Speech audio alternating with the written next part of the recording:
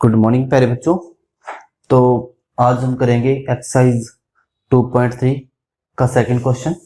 First question हमने कर लिया था जिसमें हमने विभाजन एल्गोरिथम को समझा था। किसके लिए? बहुपदों के लिए। बहुपदों को हमने विभाजित किया था, एक बहुपद को दूसरे बहुपद से विभाजित किया था। ठीक है, तो उसका एल्गोरिथम को हमने अच्छे से समझा था।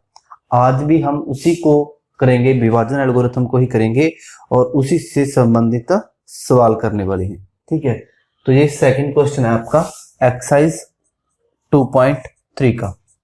ठीक है, तो इसमें क्या करना है, सेकंड क्वेश्चन में हमें क्या बताना है कि अगर हम इस बहुपद को इस बहुपद से भाग देते हैं तो क्या ये गुणनखंड है या नहीं है, इसका ये वाला इसका गुणनखंड है या नहीं है।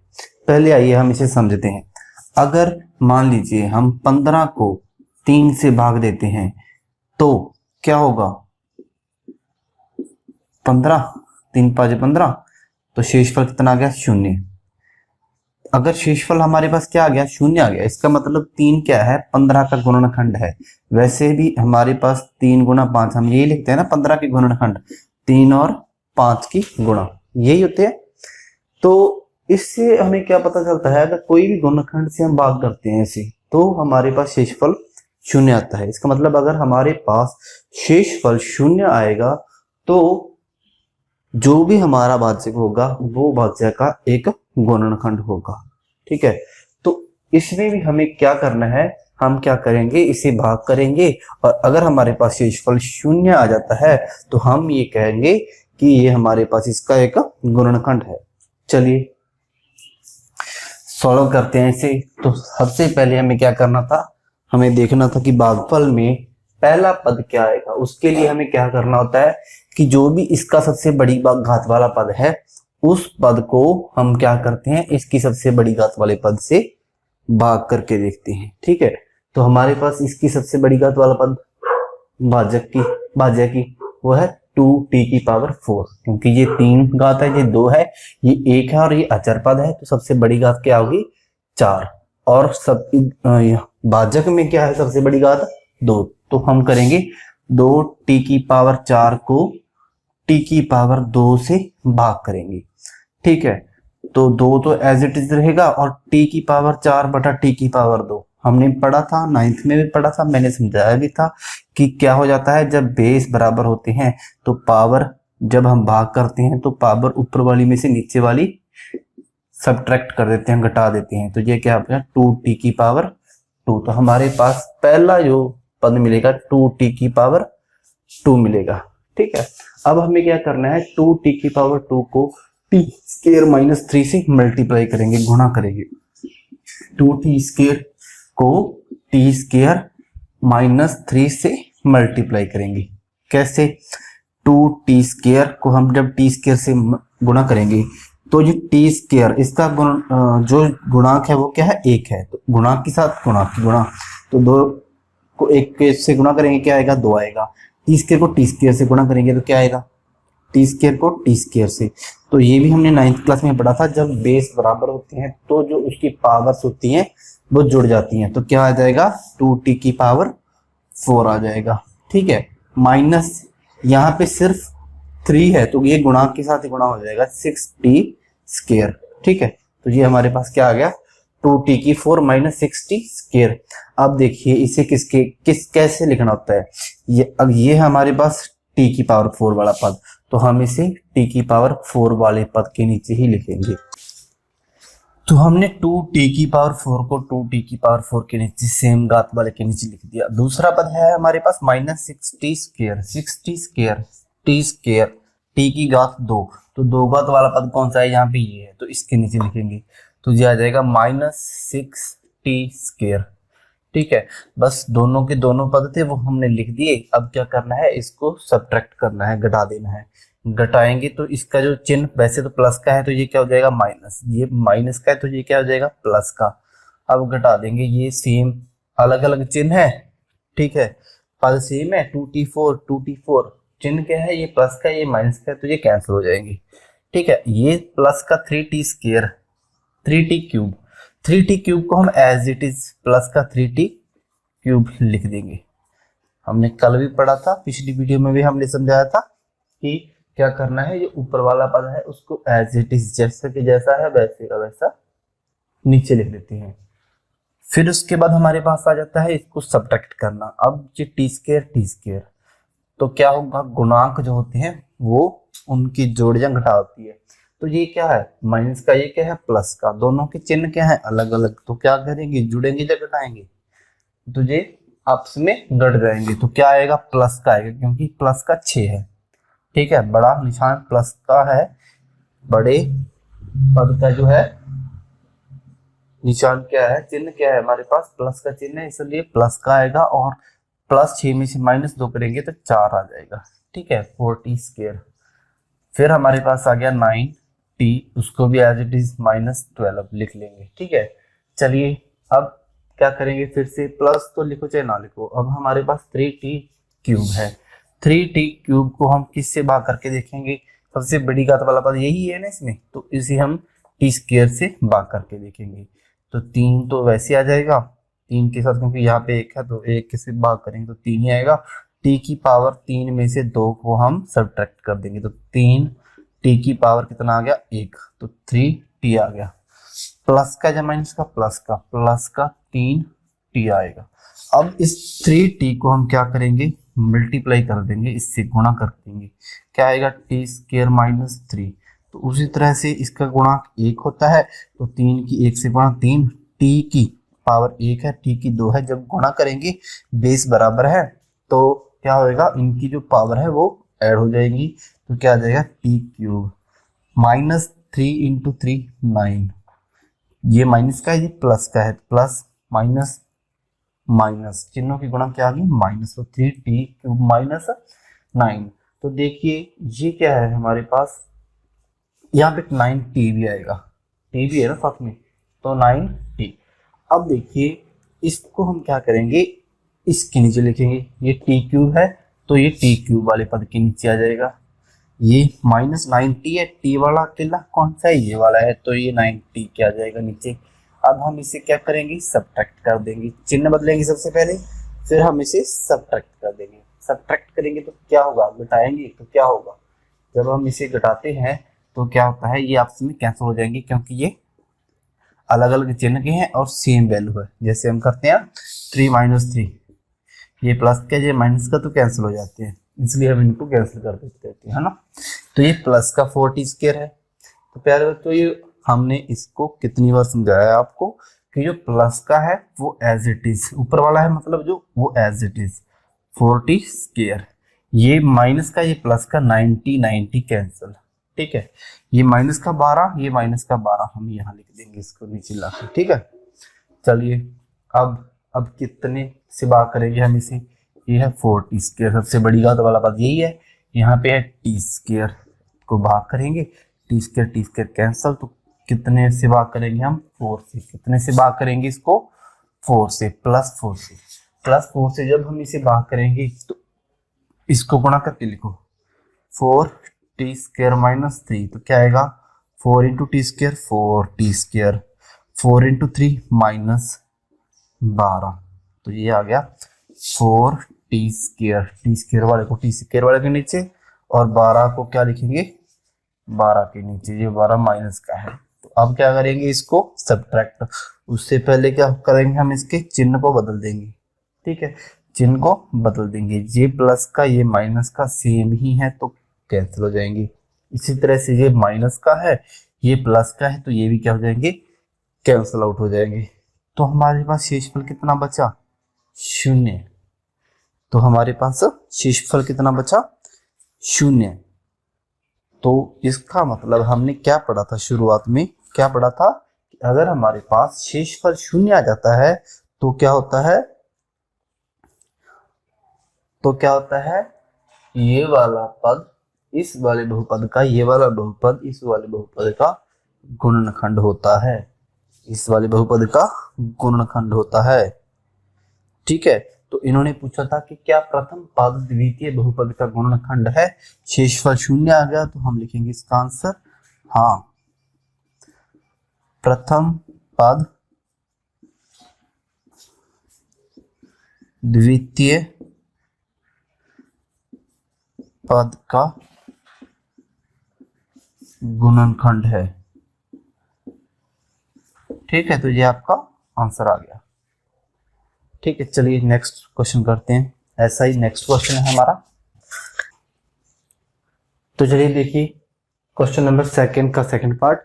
इसमें हमें चेक करना है कि ये वाला इसका गुणनखंड है या नहीं। ठीक है, x square plus 3x plus 1 3x4 plus 5x cube minus 7x square plus 2x plus 2 का गुणनखंड है या नहीं है।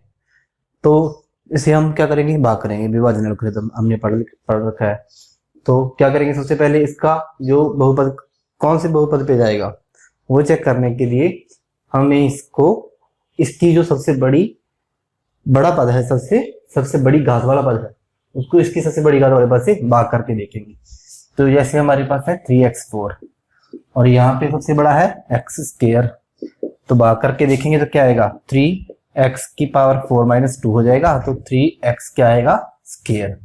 अब 3x स्क्वायर को हम किससे गुणा करेंगे, इससे गुणा करेंगे, x square plus 3x plus 1 करिए, गुणा क्या आएगा, x square 3x4 x square की गुणा करेंगे क्या आएगा, x की पावर 4 आ जाएगा। क्यों, क्योंकि बेस बराबर है तो पावर्स जुड़ जाती हैं।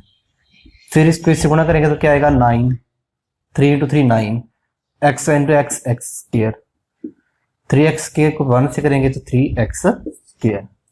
अब हमें क्या करना है, इसको इसके नीचे लिख देंगे, जिस बहुपद की घात जितनी है उसके नीचे x की 4 को x की 4 के नीचे 3x4, 2 घात है, सॉरी यहाँ पे 3 घात आएगी, 3 घात है तो 3 घात के नीचे 9x क्यूब प्लस का, इसी तरह से प्लस का 3x स्क्वायर, तो x स्क्वायर वाली के नीचे 3x स्क्वायर। अब हम इसे क्या करेंगे, घटा देंगे, क्या करेंगे, घटा देंगे, घटाएंगे क्या आएगा, चिन्ह बदलेंगे सबसे पहले, फिर क्या करेंगे, ये कैंसिल हो जाएंगे, फिर क्या करेंगे, इनको जोड़ेंगे या घटाएंगे, ये प्लस का ये माइनस का घट जाएंगे, क्या आ जाएगा, 4x क्यूब माइनस का 4x क्यूब। कैसे, ये माइनस का 9 है प्लस का 5 है, तो क्या आएगा, प्लस माइनस 4x क्यूब, ये माइनस का तो माइनस का 10, दोनों जुड़ जाएंगे, 7 और 3 10x square plus 2x plus 2 कितने में भाग किया था हमने, 3x स्क्वायर पे, 3x इसे यहां लिख लेंगे। ठीक है, अब कितने से भाग करेंगे, -4x क्यूब को x स्क्वायर से भाग करके देखेंगे तो ये आ गया -4x क्यूब में से 2 पावर कम हो जाएगी, -4x की पावर 1, तो -4x पे भाग करेंगे इसको, कितने पे, -4x पे। अब -4x को क्या करेंगे, -4x को इससे गुणा करके देखेंगे, जो पद आएंगे उसको उसके नीचे लिख देंगे। ये आ गया x square plus 3x plus 1, अब इसको गुणा कीजिए क्या आएगा, -4x क्यूब, माइनस और प्लस की गुणा माइनस, -4 3 12। ठीक है, x को x से गुणा किया x स्क्वायर, -4x को 1 से गुणा किया तो -4x, ये क्यूब वाला तो क्यूब वाले के नीचे -4x क्यूब, ये स्क्वायर वाला तो स्क्वायर वाले के नीचे, ये स्क्वायर वाला तो -12x स्क्वायर, ये x वाला है तो -4x x वाले के नीचे। ठीक है, अब क्या करेंगे, घटाएंगे, तो जब घटाएंगे तो सबसे पहले क्या होगा, ये इसके बदल जाएंगे, क्या, जो भी अपने चिन्ह है ये बदल जाएंगे, माइनस का प्लस का, प्लस का माइनस का, ये क्या होंगे, कैंसिल हो जाएंगे, क्योंकि ये दोनों अलग अलग चिन्ह के हैं। ठीक है, और सेम जो पद की वैल्यू वो सेम है, तो इसलिए ये कैंसिल हो जाएगी। उसके बाद क्या करेंगे, इसको भी सब्ट्रैक्ट करेंगे, क्योंकि ये प्लस का ये माइनस का सब्ट्रैक्ट हो जाएगा, 2 आ जाएगा x स्क्वायर। ठीक है, ये प्लस का 2 है, ये प्लस का 4 है, तो क्या आ जाएगा, प्लस का 6x। ठीक है, इसी तरह से ये क्या है, प्लस का 2। अब किससे भाग करेंगे, इसकी सबसे बड़ी घात वाली बताइए कौन सी है, तो आप कहोगे ये तो क्या मिली हमें, 2x स्क्वायर मिलेगी। अब उसको इसके सबसे बड़ी घात वाले पद से, क्या है, x स्क्वायर से भाग कर देंगे। जब एक्स स्क्वायर से भाग करेंगे तो ये कैंसिल हो जाएगा, तो ये क्या आ जाएगा 2। तो कितने पे भाग गया 2 पे। जब 2 से भाग करेंगे तो क्या आएगा, 2 को एक्स स्क्वायर से गुणा करेंगे तो मतलब 2 को x square plus 3x plus 1 से गुणा करके देखेंगे तो 2x स्क्वायर प्लस 6x आ जाएगा प्लस 2 आ जाएगा। अब एक्स स्क्वायर वाले को एक्स स्क्वायर वाले के नीचे, एक्स वाले को एक्स वाले के नीचे और अचर पद को अचर पद के नीचे लिखेंगे। तो जब घटाएंगे तो इनके जो चिन्ह है वो चेंज हो जाएंगे। ये सेम है कैंसल, ये भी सेम है कैंसल, ये भी सेम है कैंसल। तो शून्य आ गया अपना शेषफल। तो अगर हमारे पास शेषफल शून्य है तो हम लिखेंगे हाँ प्रथम पद द्वितीय पद का गुणनखंड है। तो ये आपके तीनों भाग हो गए। ठीक है, तो चलिए अब हम सॉल्व करते हैं अपना next question, third part, second का थर्ड पार्ट। उसी में भी हमें वही चेक करना है कि ये हमारे पास गुणनखंड है या नहीं, ये इसका गुणनखंड है या नहीं। तो प्यारे बच्चों आपको क्या करना है, आपको वीडियो को यहीं पे रोकना है, पॉज करना है और इसको सॉल्व करके देखना है और फिर अपना सम सॉल्व करके इससे मिलान करना है कि आपने सही किया या गलत किया है। ठीक है, तो चलिए मैं इसे सॉल्व कर देता हूँ। पहले आप सॉल्व करके देखना, फिर आप चेक करना। तो यहाँ पे x5 है, यहाँ x3 है। तो x5 को x3 से हम क्या करेंगे, भाग करके देखेंगे। सबसे बड़ी घात, यहाँ पे सबसे बड़ी घात क्या आएगा, x की पावर 5 माइनस 3, नीचे वाली पावर ऊपर वाली में से घटा देंगे तो x स्क्वायर आ गया। अब क्या करेंगे, x स्क्वायर है इससे गुणा करेंगे, उसको क्या आएगा x cube minus 3x plus 1 से गुणा करके देखेंगे क्या आएगा, x3 2 5 हो गया। ये 1 है तो 3 माइनस 3 एज इट इज आ जाएगा, क्योंकि यहाँ पे 1 है, माइनस 3 की प्लस 1 होता है। तो इससे गुणा करेंगे तो क्या आएगा, माइनस का 3 ही आ जाएगा। फिर हम क्या करेंगे, एक्स स्क्वायर को x1 से गुणा करेंगे, एक्स स्क्वायर को x1 से गुणा करेंगे तो पावर्स क्या हो जाएगी, जुड़ जाएंगी। तो क्या आएगा, x की पावर 3 आ जाएगा। ठीक है, इसी तरह से एक्स स्क्वायर है तो उसको 1 से गुणा करेंगे तो क्या आएगा, एक्स स्क्वायर आ जाएगा। ठीक है, x5 minus 3x square, sorry 5 power वाले को 5 के नीचे लिख दिया। अब यहाँ पे क्या हो गया, ये गलत हो गया, इसको हम यहाँ पे नहीं लिख सकते, इसे हम x की पावर 3 है। ठीक है, तो सॉरी x की पावर माइनस 3x क्यूब है तो 3x क्यूब, हाँ सही है, यहीं पे लिखेंगे 3x क्यूब। फिर x स्क्वायर के नीचे लिखेंगे। ठीक है, प्लस का है। फिर हम क्या करेंगे, इसको सब्ट्रैक्ट करेंगे। सब्ट्रैक्ट करेंगे, सिर्फ क्या करेंगे, चिन्ह बदलेंगे और फिर उसको हल कर देंगे। चिन्ह बदल दिए, अब क्या करेंगे, हल करेंगे। ये माइनस का ये प्लस का सेम है, कट गए। ठीक है, ये माइनस का 4, ये प्लस का 3, माइनस का 1 बचेगा, एक्स क्यूब माइनस का एक्स क्यूब, 1 लिखो चाहे ना लिखो। ठीक है, माइनस का एक्स क्यूब बचेगा, ये कैंसिल हो गई क्योंकि ये प्लस का ये माइनस का है। यहाँ पे ये 3x को एज इट इज नीचे ले आएंगे, प्लस 1 को भी एज इट इज नीचे ले आएंगे। अब देखिए, अब हम क्या करेंगे, इसकी सबसे बड़ी बात, अब भाग करेंगे कि नहीं, पहले सबसे बड़ी बात कि आगे इसको भाग करेंगे या नहीं करेंगे, करेंगे। तो आप यही कहोगे मेरे बच्चों कि हम भाग करेंगे। क्यों, क्योंकि यहाँ पे भी x की 3 है, यहाँ भी x की 3 है, बराबर घात है, तो हम भाग करेंगे। देखिए तो क्या आएगा, बहुपद पहले हमने कितने से किया था, एक्स स्क्वायर से। अब हम करेंगे x की 3, ये माइनस है, माइनस एक्स की 3, तो x की 3 कैंसिल हो जाएगा तो -1 आ जाएगा। ठीक है, तो अब -1 को किससे गुणा, तो देखिए हम इसे -1 से गुणा करेंगे, किससे, x cube minus 3x plus 1 को। तो ये आएगा -1 से गुणा करी तो माइनस एक्स क्यूब, माइनस को माइनस से गुणा करी तो प्लस का 3x, -1 को +1 से गुणा करी तो -1। अब हम इसे इसके नीचे लिख देंगे, कैसे, एक्स क्यूब है तो एक्स क्यूब है तो क्यूब वाले के नीचे माइनस एक्स क्यूब, ये प्लस का 3x है तो 3x वाले के नीचे प्लस का 3x, ये माइनस का 1 है तो अचर पद के नीचे। यहाँ पे -1 आएगा।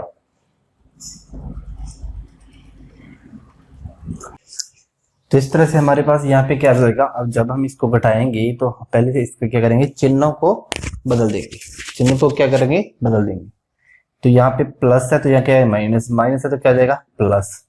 तो ये आपस में कैंसिल हो जाएंगे, ये भी आपस में कैंसिल हो जाएंगे, क्योंकि 3x माइनस प्लस का, ये माइनस का कैंसिल, प्लस का 1 तो क्या आएगा, प्लस का 2। तो शेषफल अपने पास ये आ गया, ये आ गया अपने पास शेषफल।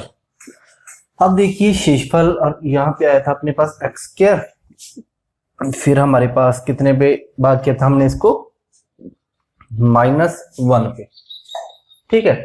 तो शेषफल आ गया। अगर शेषफल आ गया तो इसका मतलब ये इसका गुणनखंड नहीं है। तो हम लिखेंगे नहीं प्रथम बहुपद द्वितीय